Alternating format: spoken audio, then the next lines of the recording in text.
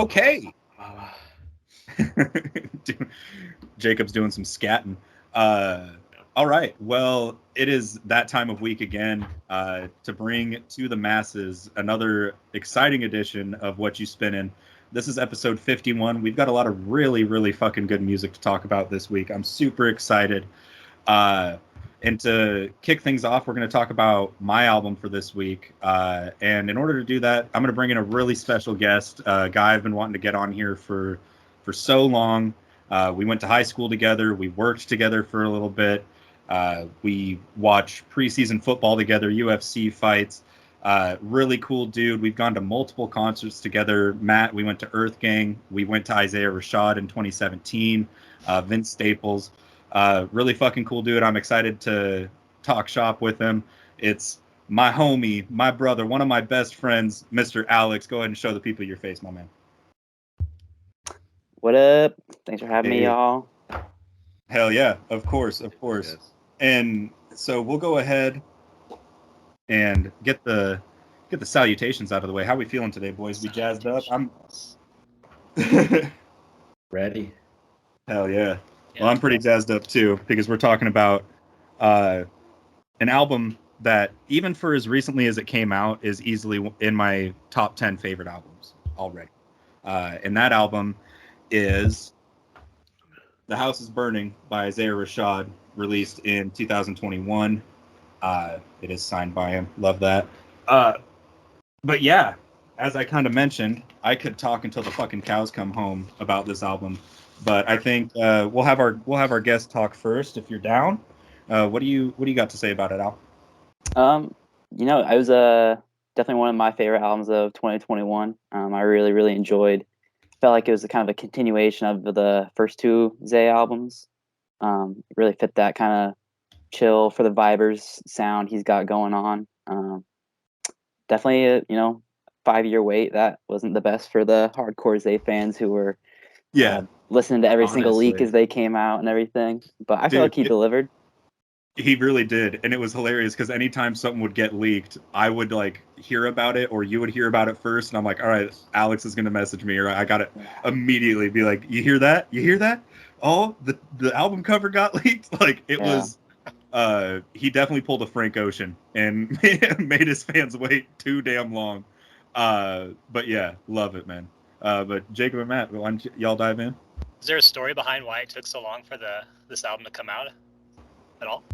I don't know. I think so the album before this, The Sun's Tirade, it had kind of interludes at the end of every track that kind of told the story that he was battling alcoholism and drug addiction and everything. And I think he was still kind of going through that when that album, he had kind of overcome it a little bit and then put out Sun's Tirade in 2016, which was the tour that we got to see him on, Alex, which was fucking phenomenal.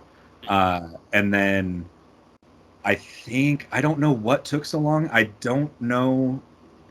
Did he relapse again or something? I think he fell back into the shit a little bit, unfortunately. Okay. And kind of fell back into the dark ways or whatever. And so it took a little bit. And then also we are talking about Top Dog Entertainment, which is the worst music collective when it comes to putting out albums in a meaningful time frame. SZA just put out her album after Control, and Control came out again in 2015, or 2016. So we're talking time.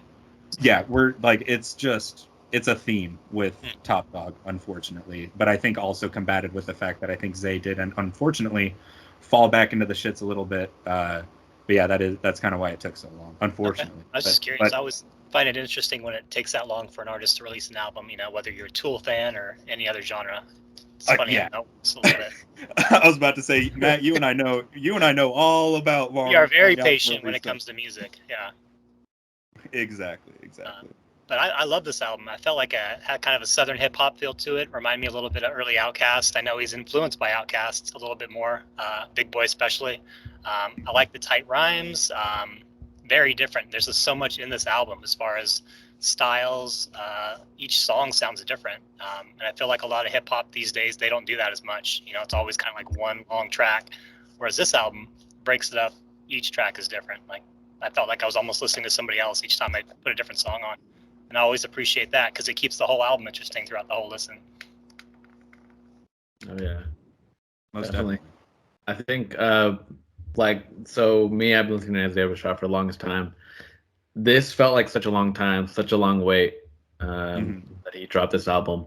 And like the singles when they were coming out, it was at first it kind of put me off. Because the singles that I had heard, I was like, ooh, I don't know what he's gonna do, if he's gonna go into like kind of a more trap sound or if it's like Lay more, With Ya. When Lay yeah, With like Ya Lay came With Ya. out, I was like, When that's I a heard, wild move to put that out as a single. But now I love yeah, that song. You know? yeah. When I heard that song, I was like, I don't know if this is what he's leaning towards. Like, I like lyrical Isaiah. And then also with the Lil Uzi song, that song also, I was like, this is kind of the same thing. I was like, I don't know if I like this. But then what was it? Headshots? Yeah, Dude, Headshots came out.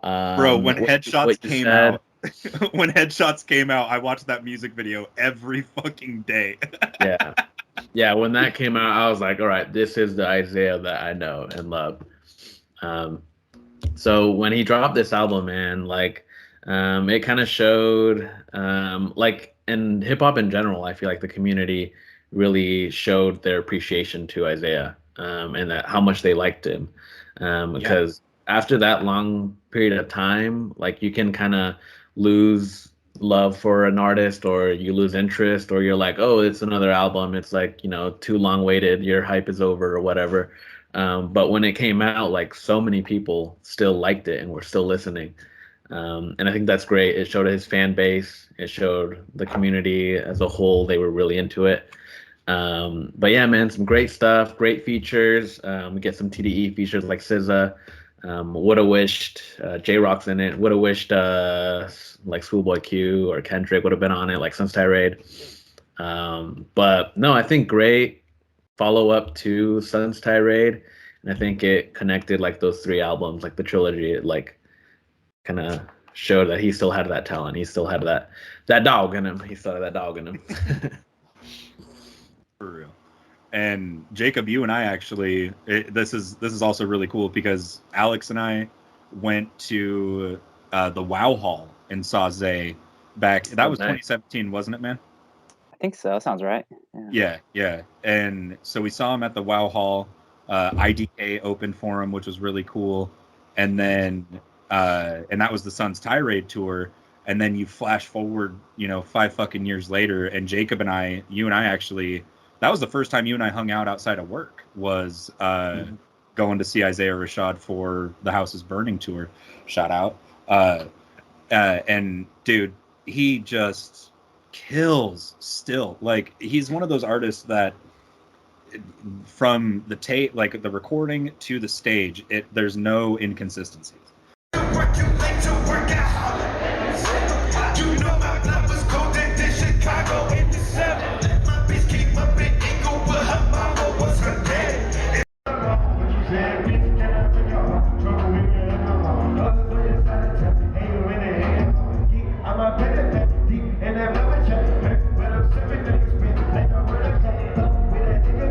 Like, he is really just a killer. But yeah, man, I fucking, this album, man, whenever I'm like, kind of going through some shit, as I kind of have been lately, this has become like my biscuits and gravy, like my comfort food. Like, it's my comfort album. I'll be like, kind of having a weird day, and I'll just be like, nah, you know what? I just got to throw on fucking What You Said or Rip Young, it's just so good. It has that vibe, almost like an inspirational, motivational speech in a way, where the whole album kind of pumps you up in your own different ways. But throughout the whole time, I felt very inspired after listening to it, and I'm sure he did writing it. So it's a great album. Yeah, Alex, you got any further thoughts, my friend? Yeah, I feel like you guys really hit it on that, and I feel like this album, honestly, most of Zay's stuff gives me the same feel that like a Cudi or a Mac project did, where you can tell they're going through something, and sometimes they got to pick themselves up. And through that album, we can kind of feel the same things they're feeling, and feel like we're on the same journey, and they can be like kind of a voice for us to follow sometimes. I feel like those are the artists that really resonate with me the most. Yeah, for sure. Great comparison with Yeah. Mac and Cuddy.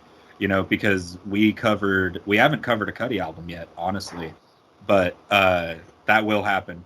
But we covered Swimming, and you know, we kind of had this same discussion when we talked Swimming by Mac. Was you said it perfectly. You can tell that they were going through some shit, and through that, you listening to it, that message alone has resonated super hard, and it's man, like, god damn, I could just go back into talking about Swimming for another I could talk the comparison between Swimming and Houses Burning for another hour. Golly, that was a hell of a fucking comparison. But no, it really came out, you know, I feel like the timing of this album coming out was really nice too, because it was kind of in that weird gray area, like, have we beat COVID, have we not? You know, the only thing I wish he would have done was released it like in May rather than July or whatever, so that way, because it's a summer bop, which is why I brought it up now, like at this time of year, is because, hey, this is good shit to listen to right now. The sun's out, driving around with the windows down, you know, smoke, you know, maybe go home, roast a little J afterward, keep the album rolling. Yeah, but, yeah, man. This was definitely a summer vibe for me last year. Yeah. Wherever I was at, if it came on like on shuffle, like any song on this, it's a bop. I really liked the features that he had. He brought back some new faces and some people that he's worked with. YG Tut on Chad. It'd been the longest time that I had heard anything from this guy. Preacher's Son, his album, super good. Also like Chattanooga staple. SZA, he also brought back. He was working mainly a lot with Cal Banks, which is cool. Kind of a newer guy. He kind of produced a lot of the songs on this, which is cool that he brought that style, kind of a little bit more trap feel to it. But he still has his roots with like the soulful jazzy beats, like HB2U. Like that's just a classic Zay, just rapping, just bar for bar over a soulful beat. I want my payback. Yeah, it's so fucking. I love that color show. I'm glad that you linked that to our group chat, because I like that version more than like this one. But it's still that's what I'm saying. That's what I'm saying is that his voice, from like a vocal perspective, sounds exactly the same as the recording of it. Mm-hmm. But yeah, you can tell, kind of get some more emotion into it. And earlier when we were talking about the live show, I'm gonna cut in a couple of clips I have from that Houses Burning show that we went to. Yes. But yeah, that show was awesome, man. Like he played a lot of Sun's Tirade and Sylvia demo, surprisingly. And it was great because like everyone was into it. Like everyone knew word for word, like every song. Yeah. It was surprising. Like just, I'm glad that he brings back new stuff because they're classics for sure. Yeah. It just deep cuts, you know, like he played like Shot You Down, which I honestly wasn't expecting, you know. R.I.P. Kevin Miller. Alex knows how much I love that song. That was played at damn near every smoke session back in the day. Yeah. And then, you know, Smile.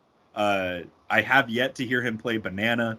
That is, I might just ascend into the heavens if he has played that off Sylvia.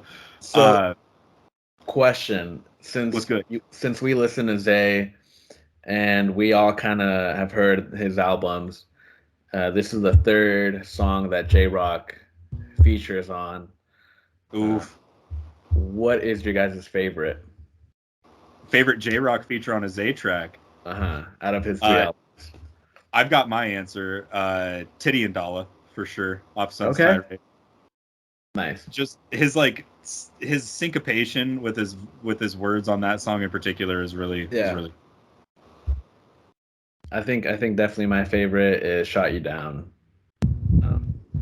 Because he goes off, but at the same time, Schoolboy Q is like insane on that song. I'm just trying to get a peek with a freak of the week. Yeah. Yeah. Alex, what about you, man? I'm gonna have to go Titty and Dalla too. Yeah, man. I think it's right there with, or I think the Shot You Down verse is right there with it. But like Jacob said, the simple fact that I think Q had the single best verse on that song.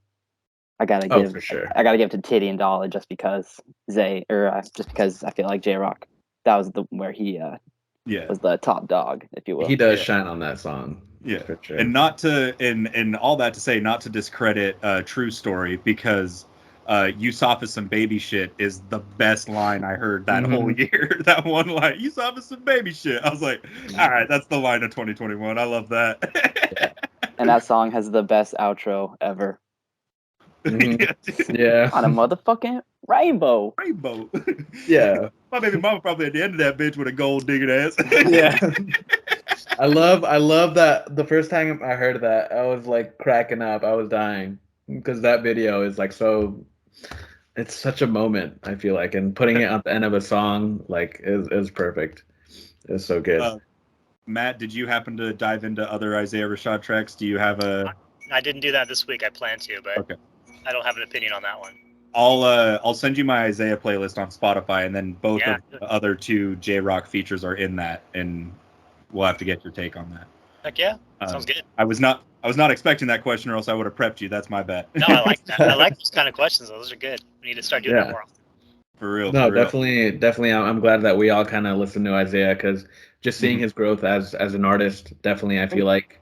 But he's still had the same consistency. Like he's so consistent on his albums. He's like such a staple in hip hop, and he's so like well known. And I think people definitely were giving him his flowers with this album because it showed that he still had like that top level of like music curation that he was doing. So, this album, one of my favorites, definitely of the 2021.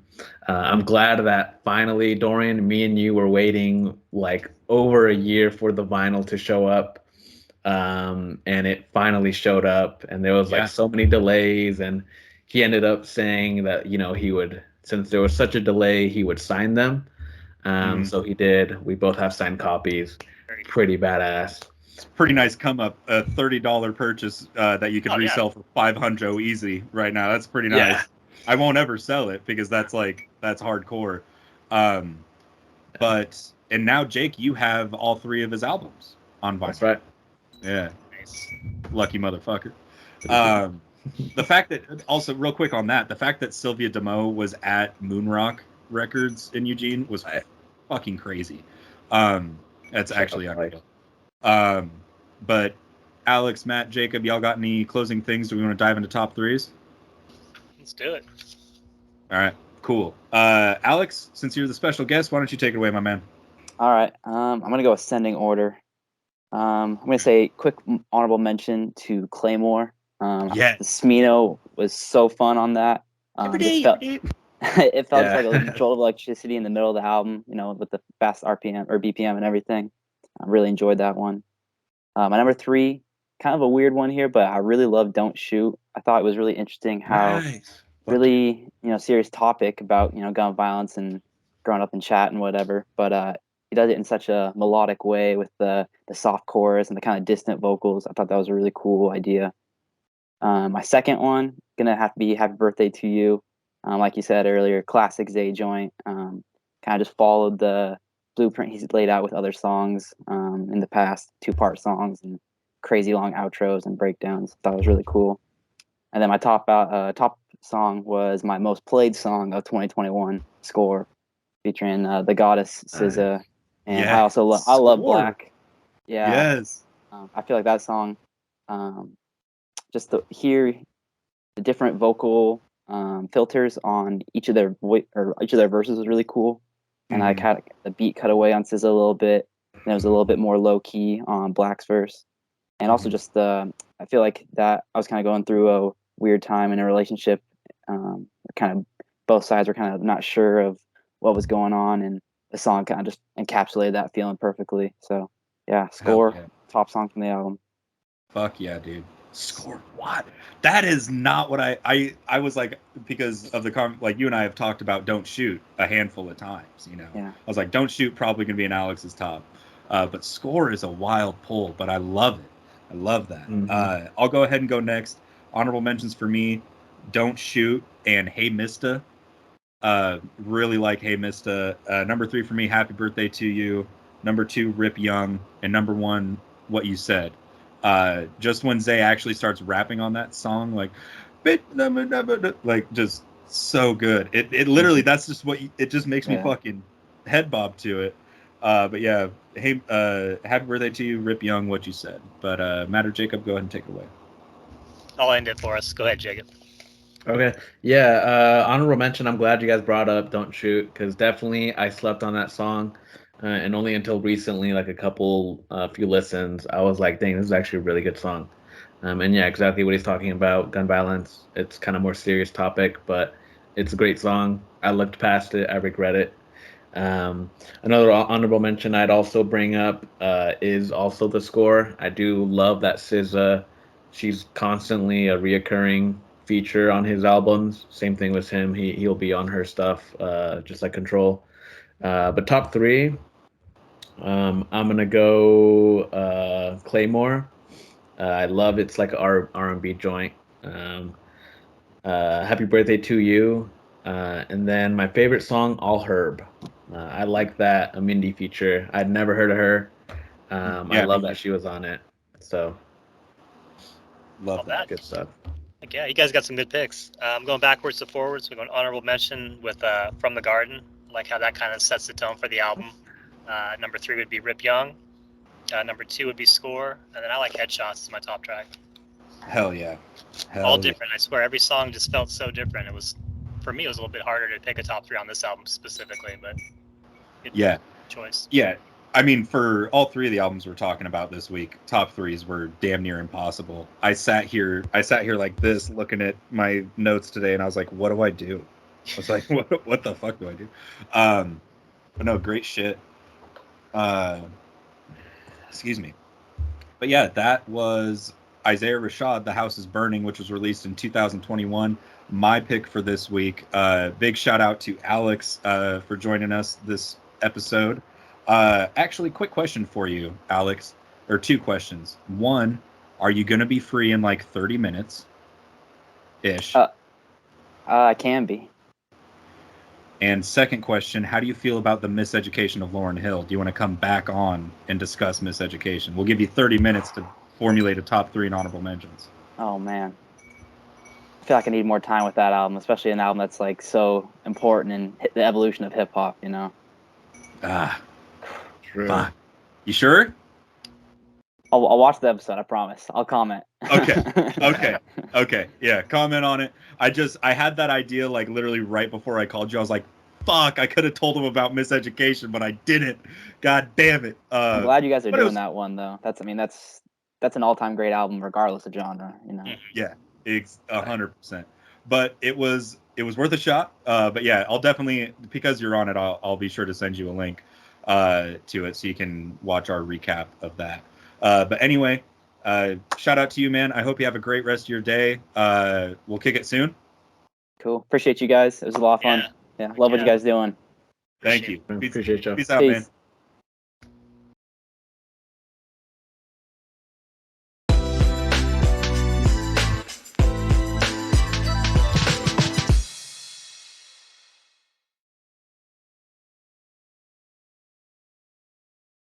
Jacob, I was telling Matt the Black Friday football game that I invited you to last time you and I hung out. Remember that? The football game that I do every year on Black Friday? Oh, yeah. Alex and I organized that every year. Oh, fuck yeah. Yeah. We're the head honchos and are usually the team captains. But what they fucked up last year was putting us on the same team, and we fucking crushed them. Well, that fucking ass. Well, I'm Mark Sanchez of the quarterback world. So. Get the fuck out of here, you motherfucker. Mark Sanchez. The butt fumble. The butt fumble. Dude, and I forgot to put it in his intro, but the reason why I said the Minnesota Purple is because he's the only fucking Vikings fan I've ever met in my life. That's like, it's that Minnesota Purple, bro. Fair. They had AP for like a good solid couple of years. Oh yeah, they have the best wide receiver in the league right now with fucking Justin Jefferson. Randy Moss. Yeah. Chris Carter still playing? Yeah, yo. Chris Carter still. Yes. This is the dumbest fucking show of all time. No wonder we're not famous. No wonder I'm still paying rent. This is the fucking worst. Fuck yeah. I'm fucking. Dude, the band that I gotta keep that in. Is Chris Carter still playing? He was good. And then Matt and I met Bigfoot recently. Fucking Reyes at work. He's a Nuggets fan. I've never met one of them. Right. Here's something insane, Matt. I have met a Jacksonville Jaguars fan in Oregon before I met a Denver Nuggets fan. Jaguars. What? That's unheard of. I thought they only had the cardboard people in the stands, like the video games. They're not real. South Park characters. Yeah. It's just all South Park Canadians. Yeah, it's just cardboard in the stands. Hey, buddy. Hey, buddy. Hey, hello, fellow travelers. God damn it, dude. Y'all are the best. Anywho, Matt, Yes. I would say I'm stoked, but I don't know if that's the word for it. I'm more intrigued to find out what the hell got you into this. I have a great story for that. Okay. I'll be sure to lead off with that. Yeah, I have some fucking questions because I had to. I'll get into that. Anyway, we're back for episode 51 of Whatchu Spinnin here on the Whatchu Spinnin podcast.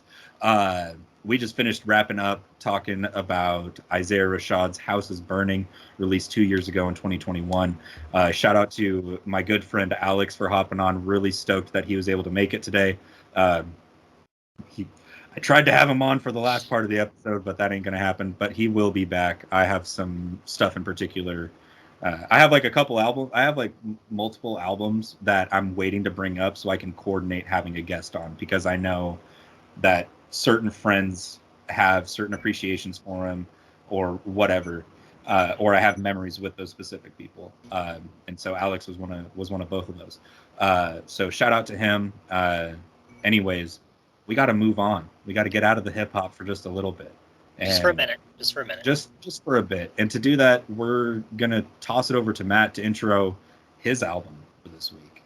So what you got for us? Let's go. Going back to 2009, going local with a band from Portland, Oregon called the Decemberists. And this is their fifth album titled The Hazards of Love. Definitely tells a story, has that concept feel throughout it.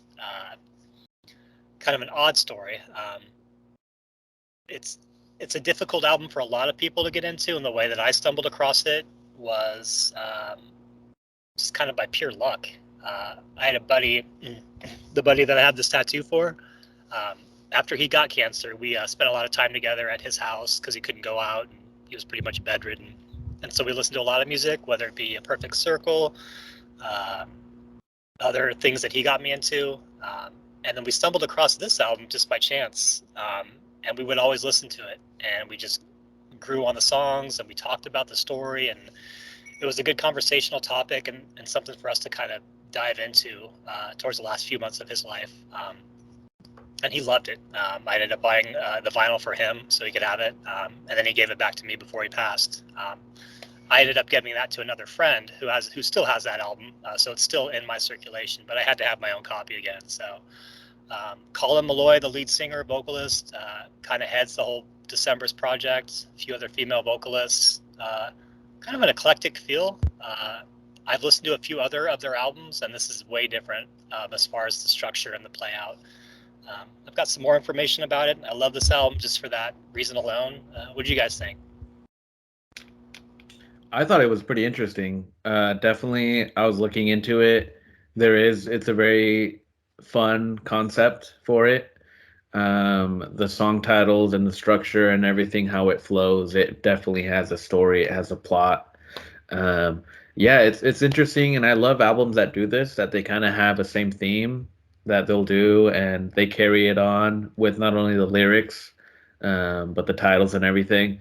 So that was interesting. It kind of, I get lost in translation when I read it, like the story of like the album, but it has like a story of this character called Margaret. Margaret, yeah. It's I'm Margaret from thinking, Elden Ring. I'm thinking Margaret from Elden Ring. Yeah. Yeah, but it has like this ongoing theme of like this character. She's going through like this cycle of like love and like other stuff that comes on in tribulation. So that's cool. I like that it does that. Kind of keeps you, keeps your ear listening. Mhm. Okay, the Bodgers coming in.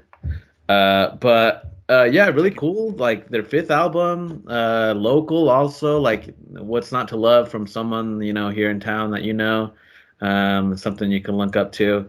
I liked also that it's kind of like a folk rock.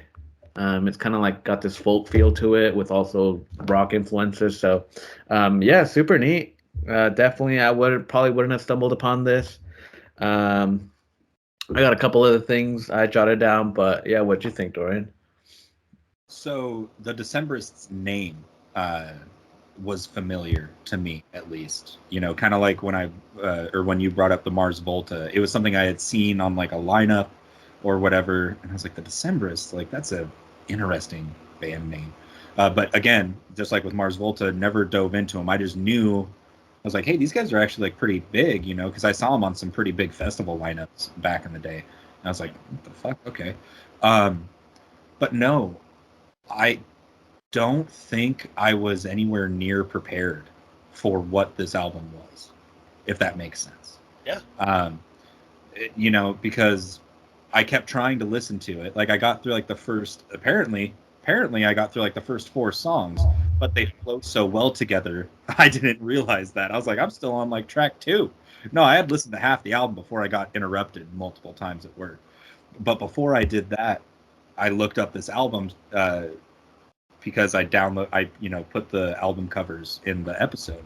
And so I just happened to, my computer like loaded up the Wikipedia page, and I was looking at it and I was like, rock opera album. I was like, well, that's how they describe The Wall, and just so that's like actually a decent comparison when you think about it, because it's like it tells such a story from track to track and everything flows so well that was like in my mind. I was, after listening to it multiple times, because once I heard it once, I just kept going back. I was like, wait, how well, because Matt, like you can probably attest, while we're working and listening to music, it's kind of hard, especially if an album flows so well together and you're unfamiliar with it. I was like, wait, like that night, I think like Wednesday night, I went home and I was like, what is this? Like, why do I feel like I only listened to 2 songs, but I listened to 5?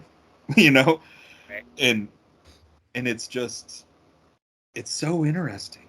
And his voice is very unique, and the multiple female vocalists on it are very unique. And it, at least for like the first 2 to 3 songs after Prelude, it kind of has a Pussifer-ish kind of feel to it, with like the call and response, with like the male vocal starting out and then the female vocal. I know I made that comparison while I was listening to it to you, and then shortly realized that was very much not the case. But at least from like if you want to cut it down to brass tacks and just have it as simple of a comparison as possible.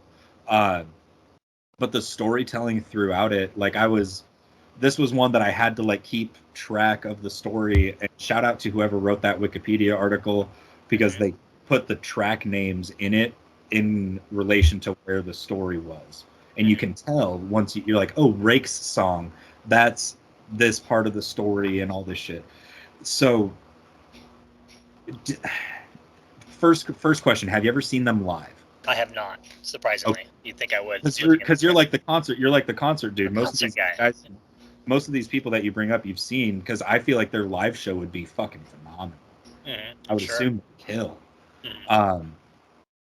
And then second question, is this like The Wall in the sense that that was kind of Pink Floyd's only real rock opera concept album? So is that kind of the same with the Decemberists? Like most of their music and most of their albums aren't like this? Because this is still my introduction. I haven't dove into anything else.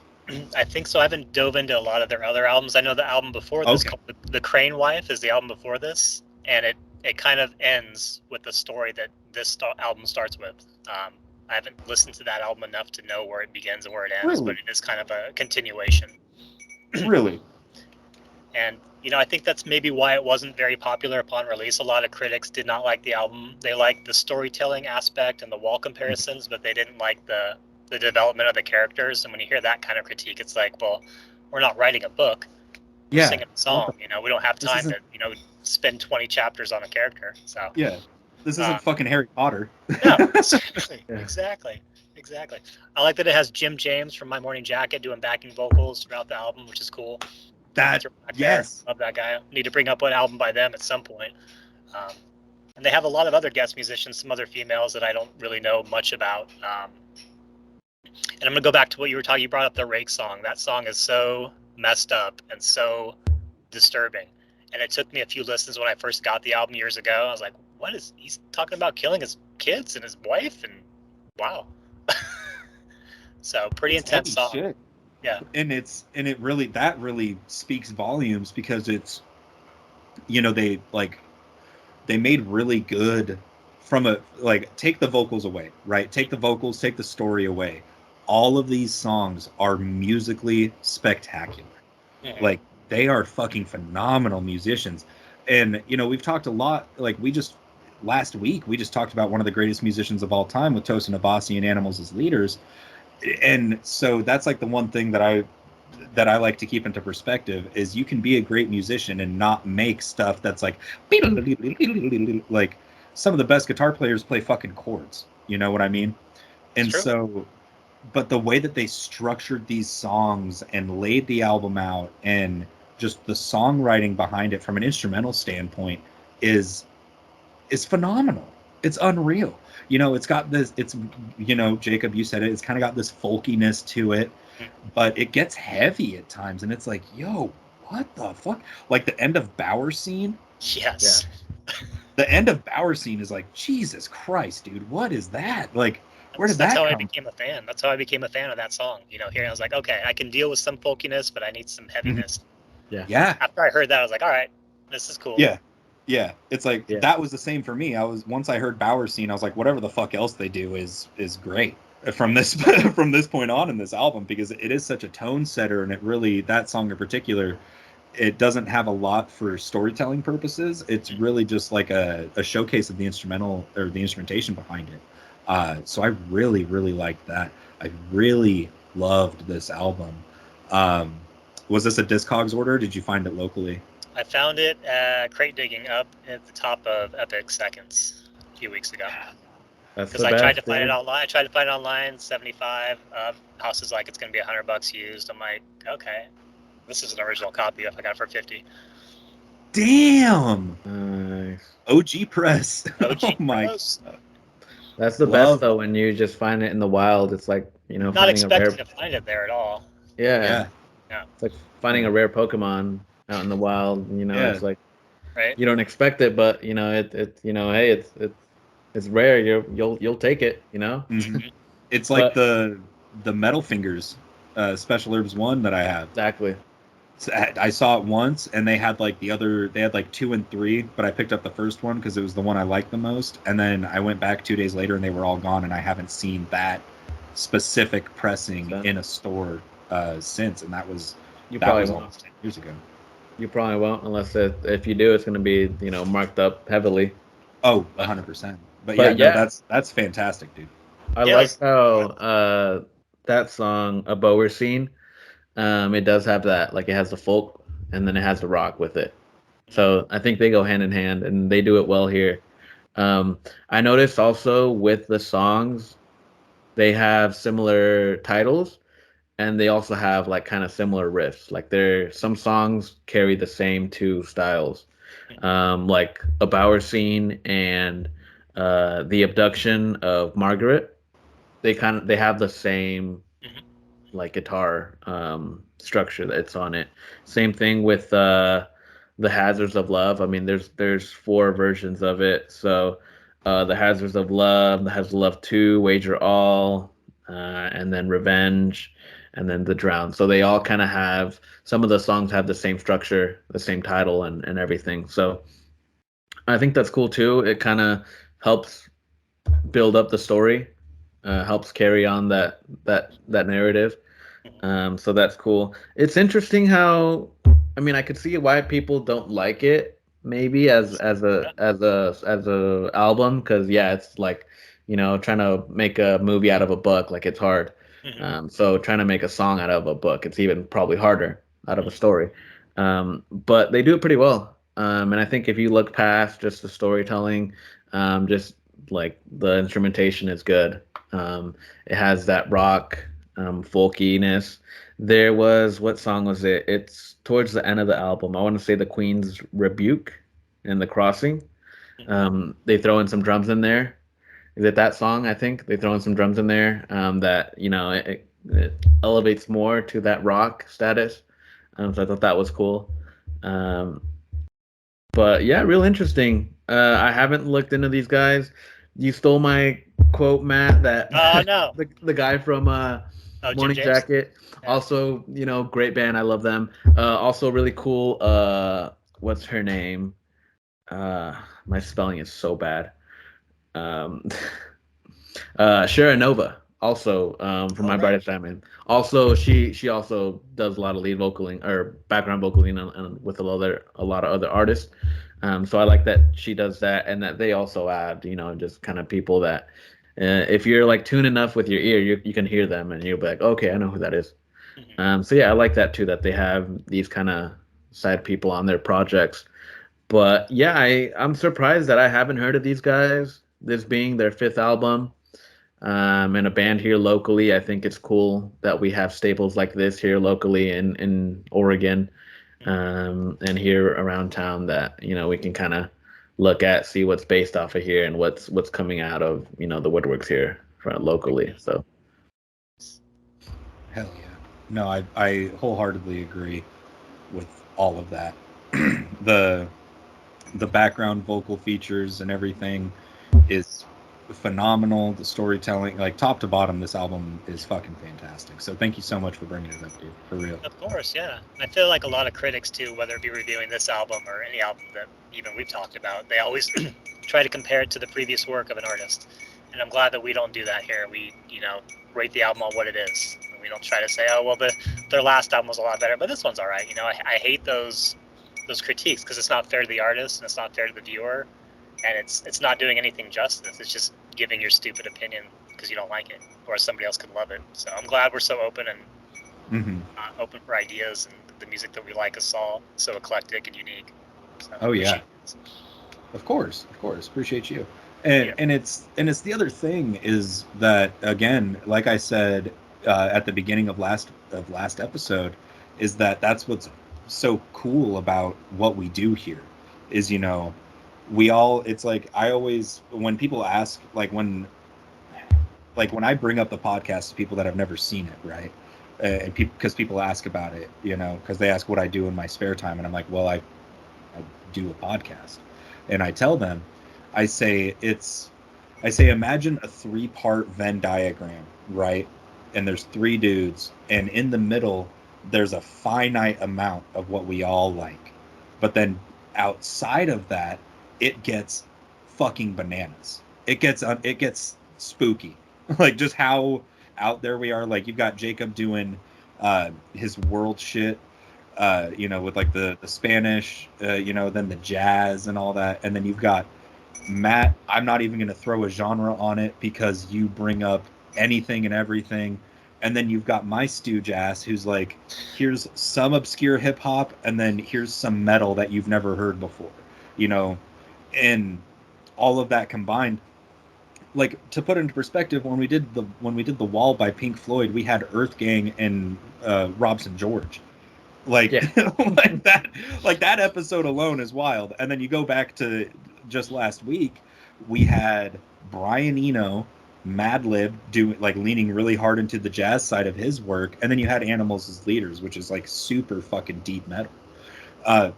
And so that's what's so cool about this, is because, again, as Jacob and I have said, never would have found these guys. I had heard of them but never listened to them, and without this, probably never would. So again, shout out to you boys. With that being said, are we ready to dive into top threes? Let's take a deep dive. We'll start it out, baby. 17 songs on this album, so trying to narrow down to 3. It's pretty tough. Oh, dude. And also for me, just real quick. Yeah, you're good. The thing I almost did was like this song and this song because I was so obsessed with how they fed into each other. But I was like, fuck it. I have to pick just one for each. But right. I almost had a top 6 essentially. You are right though. From Bower Scene to the Hazards of Love, it sounds like one track. So you're like, where am I? But to start off, honorable mention for me would be the Hazards of Love 2. Number 3, Won't Want for Love. Number 2, the Rake song, because it's evil and I like evil things once in a while. And then my top track was another title track, but Hazards of Love 4. My top. Kind of in the album that way. Yep. And the thing I liked about Hazards of Love was once you got to the Hazards of Love tracks, was once you got to 3 and 4, they kept that same riff going, but they sped it up super hard, and I was like, oh. Yeah. Well, that's got some spice to it now. Let's go. The story is picking up, boys. Yeah. But going off that, I'll go ahead and do my top. Honorable mentions for me: A Bower Scene and Isn't It a Lovely Night. Really liked the vocals on that. It was just very pretty, very nice, very tranquil. Reminded me of this kid I used to hang out with named Reed before my senior year of high school. He had an insane property, and then you could access like e-web logging roads from the back of his property, and we would just take ATVs out there, and there was this really big open field and meadow where they had like they're not cell phone towers, but the really tall ass power lines that are all made out of metal. And so we would just go out there, and that Isn't It a Lovely Night really reminded me of the times we would just go out there and just literally sit and bullshit, and just sit there and talk and look up at the stars, because there was, this is out in Leeburg, so there's like no clouds, no city lights to disturb it. It just reminded me of a really nice tranquil night, and, hence the title. But 3, 2, 1 for me. 3, the Rake song. Shit got real sideways on that song. Number 2, And in Water. Really liked that one. And the number 1 for me was the first Won't Want for Love. The Won't Want for Love is just one song. I was thinking of Wanting, the one that's like Wanting a song. Wanting Comes in Waves, yeah. Wanting. Yeah. But Won't Want for Love is my top. Nice. If I'm gonna go honorable mention, I'm gonna keep it with the Rake song. Top 3, I got here number 3, A Bower Scene. I need to read them off Spotify because my handwriting needs some work. But A Bower Scene, The Queen's Rebuke, The Crossing, and then my favorite track, definitely The Wanting Comes in Waves / Repaid. But yeah, good stuff, man. I like these picks. Yeah, I like your guys' song choices. You guys went all over the album. All over the album. So that was great. Glad you guys liked it. Hell yeah! Again, thank you for bringing it up, man. Always appreciate that about Mr. Matt.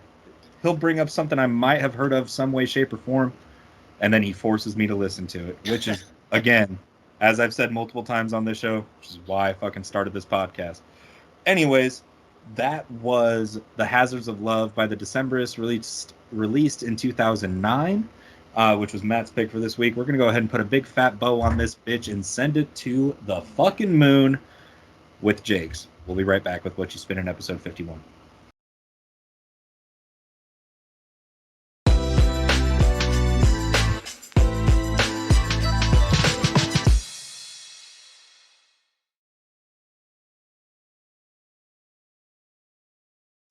Let's go ahead and wrap this bad boy up and go back in time a little bit with Jake's pick for this week. So what do you got for us, bro? Yeah, so I brought up Lauryn Hill. The Miseducation of Lauryn Hill came out in 1998. 1998, 2 years after The Score by the Fugees.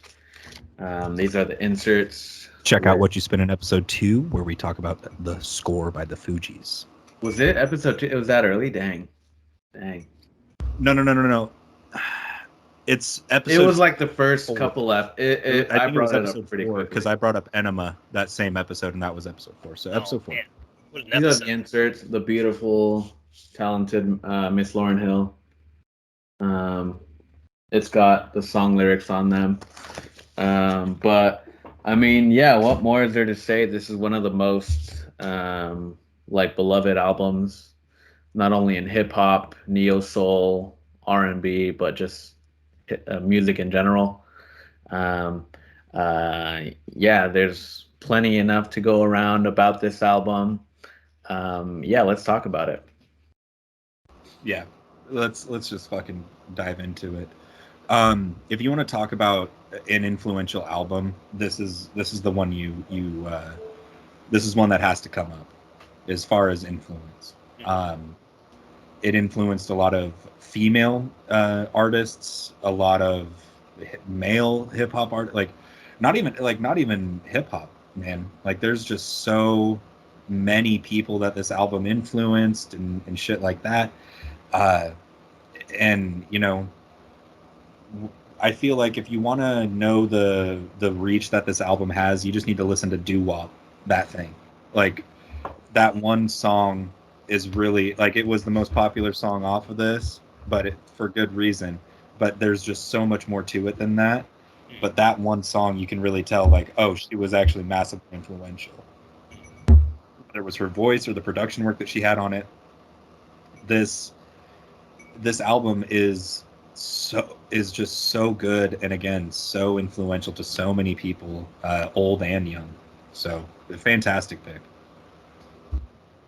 And it's a timeless album too. I feel like nowadays it does fly a little below the radar because a lot of people, I feel, don't know about it or weren't alive when it was made.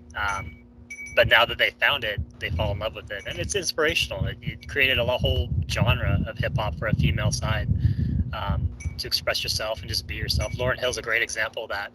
With her work on the score with the Fugees, I mean, it kind of carries over, but in her own style on this album, and it's all her own, doing her own thing.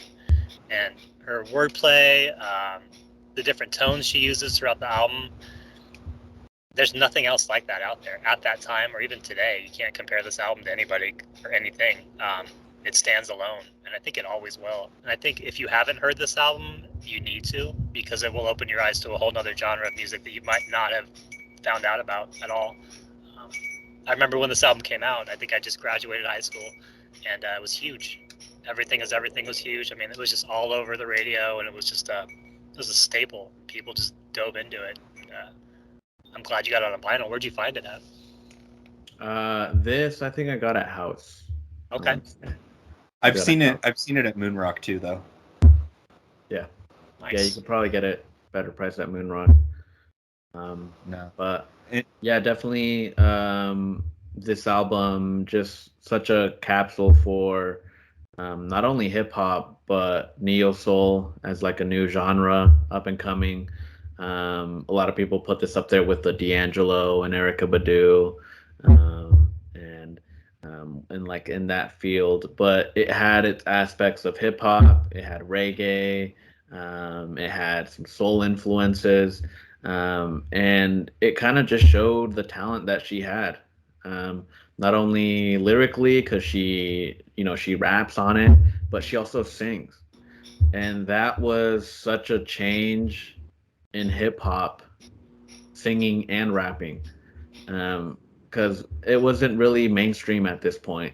Like hip hop wasn't really viewed as, or it wasn't really accepted in a lot of spaces. So for this coming out, yeah, it was massive. This album was massive. It was all over the world. It went at the time, and I think recently, like 8 times platinum. Just the accolades that are on this album, like it got nominated 10 times for the Grammys. It won 5 of them, one of them being record of the album of the year. First, wow. She's the first female, rapper to do this. Also first female rapper to go diamond. So 10 million sales in the US, 20 million worldwide.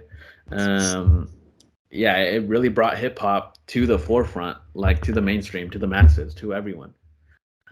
So definitely it was so big, so influential.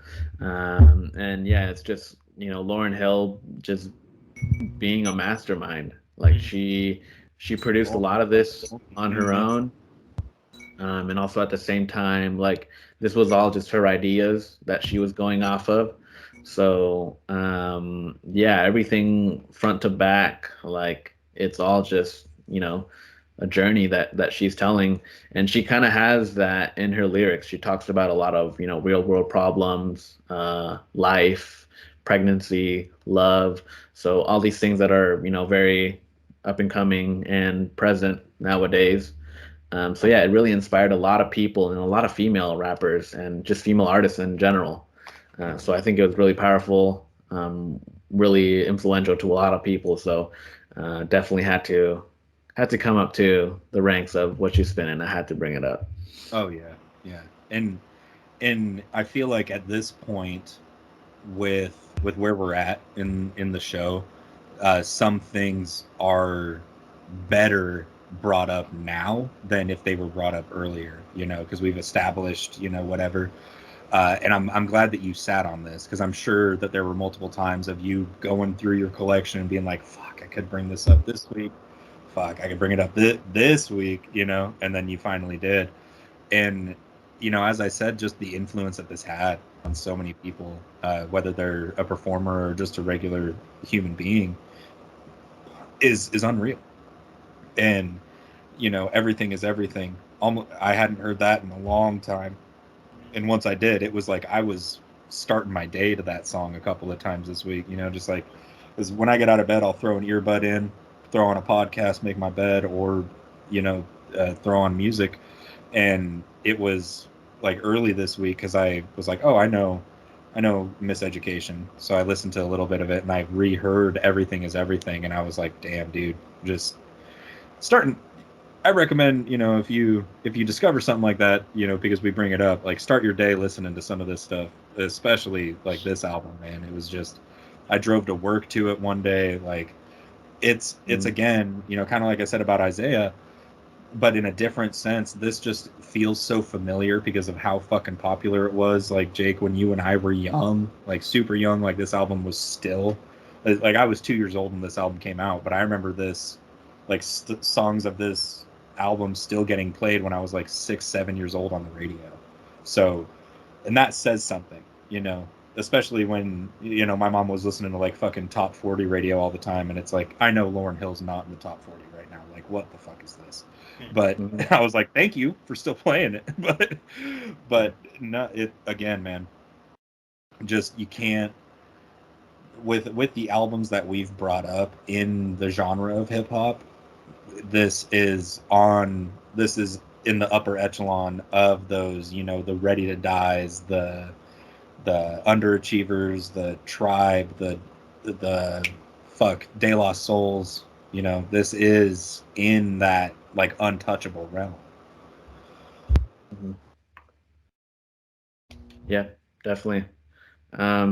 Another thing too, like it's her one and only solo album that she did, 2 years after the score. I think she recorded in '97, and then mainly majority of it she recorded in Jamaica, and then that's where she met. I forget his name, but she had a kid with him, and Rohan Marley. Yes, yeah, thank you. Rohan Marley, the least talented Marley son. Yeah, right. And yeah, she had a kid with him, and she kind of had writer's block for a little bit, and she started, making an album. She wanted to do it all solo, all herself. She did have a part of help from a group, which is New Arc. It's like a collective of some musicians, which ended up suing her because they felt like they didn't have enough. That's right. Yeah. They felt like they didn't have enough like say in the credits, or they didn't get the credit that they deserved. They felt she got fucked with this album, actually. Mm-hmm. Like, I don't think she owns any of it technically. Like, there's some weird shit about Lauryn Hill. Like, apparently she's kind of a scumbag with her concerts. Like, she either A, won't show up, or B, will show up like 2 hours late. And with this album, like, and I think what happened with this album is what jaded her in that process. I think she got kind of bent over the barrel with it. And so she's like, yeah, fuck it. I'm not going to put music out again. Like, fuck it. I mean, but at the same time, you don't fucking have to. You know how many royalty credits she gets with how many times doo-wop that thing has been sampled? I mean, come the fuck. Like, Yeah. she's Scrooge McDucking in fucking cash right now off of one album, which is bananas to think about. That's fucking insane. Yeah. Yeah, her one and only album that she ever did. And then after this, like, she did go on tour. She did go on tour, like, all over the world, like in Japan and, you know, the UK and the US, everywhere. But after, she just kind of disappeared. Like, she kind of stopped making music as a whole, individually. And she just, you know, just raised her family. She has 6 kids, I think. So she had a lot to work to do, definitely. But influential as it was, you know, she still, every now and then you'll see her be a feature. She was on a feature on King's Disease for Nas. I think King's Disease 2. She was a feature on there, which is super great. I love that she's coming back. And a lot of artists kind of said that, and that's kind of a joke that they would say, that they fell off or they stopped losing interest when Miss Lauryn Hill stopped making music. That's a lot of what artists say, rappers will say. And there's some truth to that, because, yeah, like, she opened up the world of hip hop for a lot of people.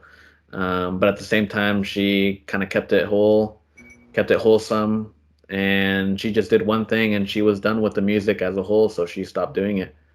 And I think it kind of shows, you know, that she cared more about what she was doing, not the actual reception.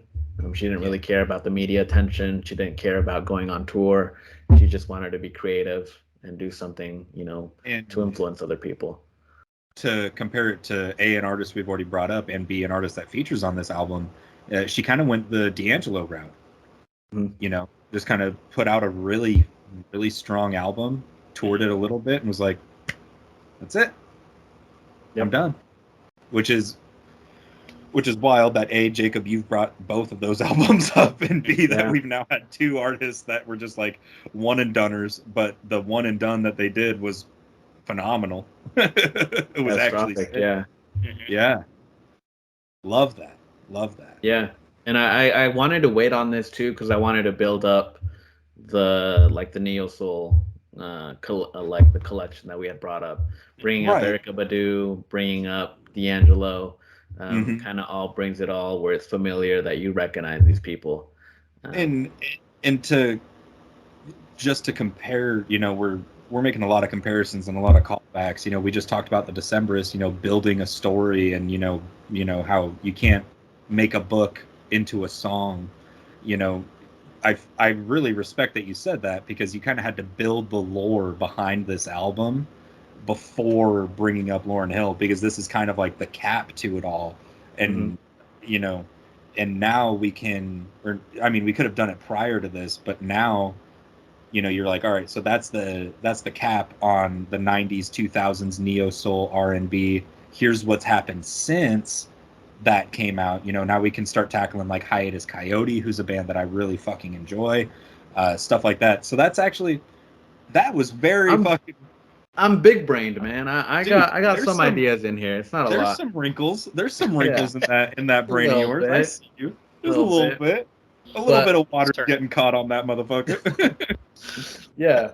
No, but definitely I feel like this is just such a staple, just in general, not only for hip hop as a whole, but just music, that we definitely had to bring up in the cast. And I'm glad you guys, you know, we're our fans of it. I know we've all kind of listened to it. We all appreciate it. So I wanted to bring it up to, you know, show more appreciation, because it definitely, I feel like, also influenced me, not only on my soul aspect and my R&B and hip hop. So it kind of tied everything together for me. And it definitely an album that I come back to a lot, that I appreciate. Absolutely. I wanted to bring up, some tracks just briefly. We can go on, all day talking about lyrics because she is very lyrically talented. There's a lot of great sampling. The song X Factor, it samples Wu Tang. Can It All Be So Simple? Um, Also, I used to love him with Mary J. Blige. I love that she's on that. Also samples Raekwon, Ice Cream. It's a sample on there. So she's sampling hip hop. Like she knows what she's doing. She's keeping it in the She culture. did some crate digging. She did some crate digging, my guy. She did. No, she did. But yeah, do we have any closing thoughts or any ideas we want to share? I guess just like a closing thing for me. I was when I was working at Vans back in the day, working at the Vans store, I would be in the back room. Like I would get assigned to the back room a lot, working stock. And when it would get really busy, we would have a runner. And so you would like go up to the front of the back room and someone would be like, it was like imagine a diner. They got the spinny thing with the notes on it, like, hey, this is what your order is. There would be just post-it notes lined up, and it'd be like all white slip-on, size 9, women's. And so I would just grab it, and they would let me bring my Bluetooth speaker because I couldn't hear the store radio, and I would always play doo-wop to start my shift. Just because like the drum beat in that is just so hard to me. That boom, just so I would always play doo-wop. So I love that song in particular, even though it's the most popular one off of it. And shout out the sample of doo-wop that's on Donda is actually really cool. Really liked that song. I actually don't give a shit about any of the Kanye stuff anymore. I will say that I appreciate that album. But no, and some other stuff. Like I said, Everything Is Everything was always played when I was working at Vans. That was kind of like my Lauryn Hill phase, was when I was working at the mall. I was also diving deep into hip hop. But with that being said, I hadn't listened to this full album since, and that was probably 4 or 5 years ago. And so just wanted to say thank you for bringing it up, because it made me realize how much I actually love a lot of the tracks on this. And so I went into like a mental deep dive. I was like, yo, I was like, this album's actually so influential if you think about it. You got this, and then this probably influenced Earth Gang and blah, blah, blah. Like I went full Alex Jones on it, dude. I swear to God. I went in the water, turning the frogs again. Yeah. Yeah. Everything. I love that. Right out of my mouth. But yeah, thank you for bringing it up, bro. Yes.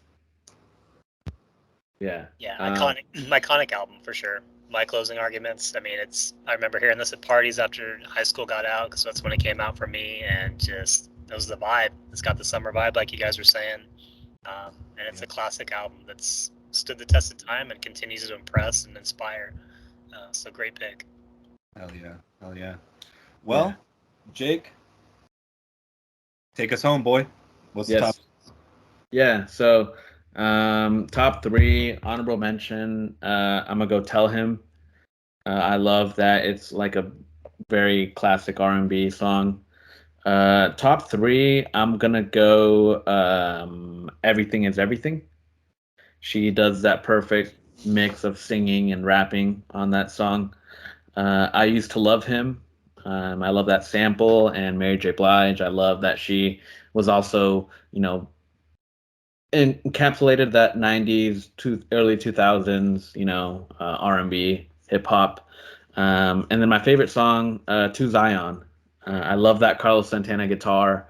I love when there's, live instrumentation, and him being on it with his guitar is, powerful. Yeah, definitely To Zion, probably my favorite track. Hell yeah. Matt? Oh, you muted yourself, buddy. So I got chainsaws in the background or something. Table saws. Hopefully not chainsaws. Anyways, honorable mention, Lost Ones. And then 3, 2, 1, I Used to Love Him. Final Hour. And then, like I said, when I started talking, Everything Is Everything was a track that came out and just set the tone for that album and just the vibe it gave off. So that's my top track. Hell yeah. Love it. Sorry about the chainsaws or table saws in the background. What are they? Are they a Jackal cover band? They are, and they suck. Jackal, that's a pull. I haven't heard that name in a long time. I was about to say, I was like, that's a deep pull, but Matt's the one that'll get it. Okay. Anyway, enough of that. Honorable mentions for me: Every Ghetto, Every City. Really liked that one. I forgot how much I liked that. And then another honorable mention: Everything Is Everything. 3-2-1, X Factor. I Used to Love Him, and Doo Wop. I Will Be That Fuck that picks the most popular song, just because I just have so much appreciation for that. I have so many memories attached to that song. You know, like I think I worked Black Friday in the back room at the Van store one year, and Doo Wop saved me. Let's just say Miss Lauryn Hill was my Jesus that day. I played it a couple. I was like, I just need that drum beat. I just need that thing, you know. But fuck yeah, man. Goddamn, great pick.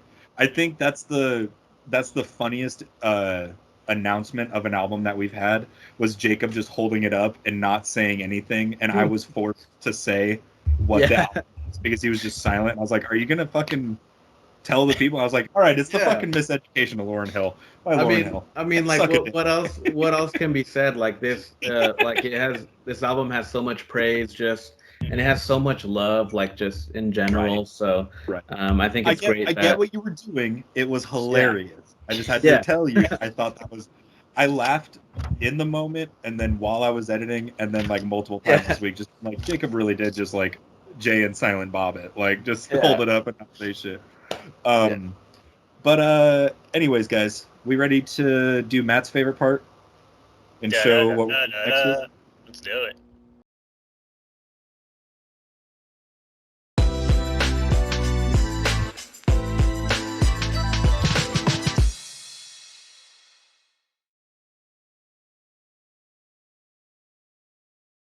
It's that time where we, the guys of Whatchu Spinnin, go ahead and give you an insight to what's going to be on next week's episode. We go in the order that we talked about this week's episodes. So with that being said, I got to kick the bitch off. And as you guys know, I really like revisiting artists. And also, I'm going to do a little bit of a palate cleanser because I know it was really kind of out of pocket for me to bring up hip-hop, especially with the streak I've been on. So I'm going And Justice for All by Metallica, released in 1988. You want to talk about some of the best fucking drum work you've ever heard on an album? This is it. Some of the best guitar work, some of the most iconic songs out of the Metallica catalog. This is the album. I know we talked Master of Puppets. I prefer that album. I can play most of the songs on that album, but R.I.P. Cliff Burton. It's unfortunate that he passed away before this album came out because I have never seen a group or artist recover from such a heavy loss as Metallica did with this album. And Justice for All, released in '88. Metallica. Wow, epic pick there. I like it. I'm gonna go with the new album that just came out this year. I've been talking about it for a while. I don't have it. It's on order. I'm gonna be bringing up Billy Wood's Maps. Need to talk about that. Nice. I was fully expecting fucking Sleep Token. Nope. What a curve fucking ball. Let's go, Matt. Let's do it. Can I hold on before Jake? I'm sorry. We'll wait. What? How did you stumble upon Billy Woods? Because we covered Billy Woods the episode before you joined the cast, and so now I'm interested. When I was rewatching some of our episodes or listening to them, I think George brought up Arm & Hammer when I was talking about Saul Williams, and nope. No? Or he might have mentioned it. Sorry, he might have mentioned Arm & Hammer, but I was like, don't give that credit to him. That was Jake's pick. But go ahead. He was talking about it, so I dove into what that sounded like, and that's where I found Billy Woods. And then a couple weeks ago, I was just laying in bed, and I get lots of reviews from like Pitchfork and different websites like that, and I saw Billy Woods had a release, and I like the album cover. It's kind of unique. It's got the airplane safety scenario, And based off that, I just dove in because you guys had mentioned his name before. I'm like, you know what? I'm just gonna give it a chance. And right away, I was like, what's going on? Like the beat structure. Yeah, we'll save it, but hell yeah. That made me.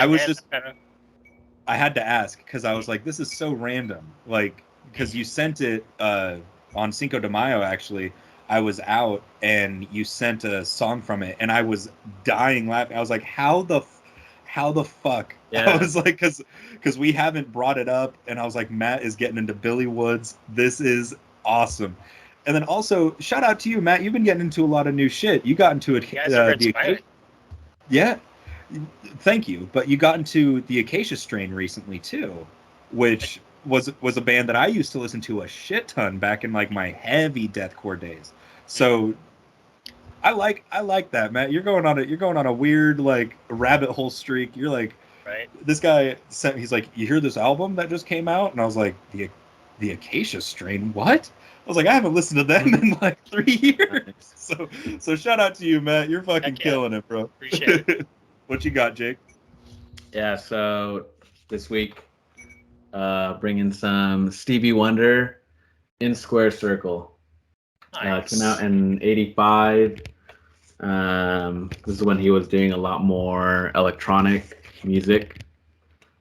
So, yeah, excited for that one. Definitely one of my favorites. Circle. I think, Jacob, I don't think you realize how much you've mentioned that album on this podcast.